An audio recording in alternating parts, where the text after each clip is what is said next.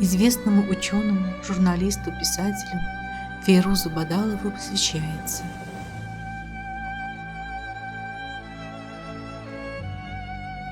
В горном селе на ГДК беда свела односельчан.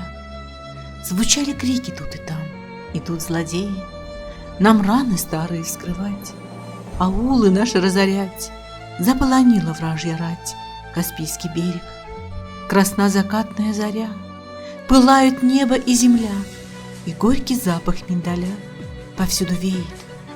В сердцах нет прежнего тепла, холодная густая мгла на сиротливый Ким легла. Идут злодеи. Но вышел горец удалой, держа в руках свой меч стальной. Шагнул он, вздрогнул шар земной. Идут злодеи. Позволим, коли мы врагам, топтать родную землю, храм, ткань мироздания пополам, порвут злодеи. Не любы наши нравы им, как смерть безумием гоним, на нас намерением лихим идут злодеи.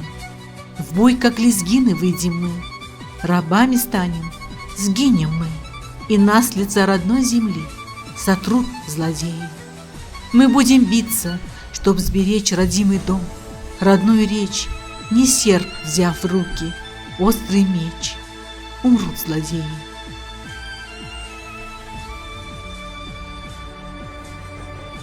Вступил в бой первым наш герой с отрядом горцев храбрых. Рубил он яростно врагов, как мух, как змей проклятых. С гор реки крови понеслись, сливаясь серединной, и небеса, упав, сошлись с землею воедино. Не оробел никто в бою, сражаясь с вражьей ратью, и смерть за родину свою считали благодатью. Каждый срубал 10, клянясь земли истоком. Кричал им горец: как орлы мы скинем их с отрогов. Недолго битва длилась та, неравны были силы, лишь горстка воинов спаслась, и тех враги схватили.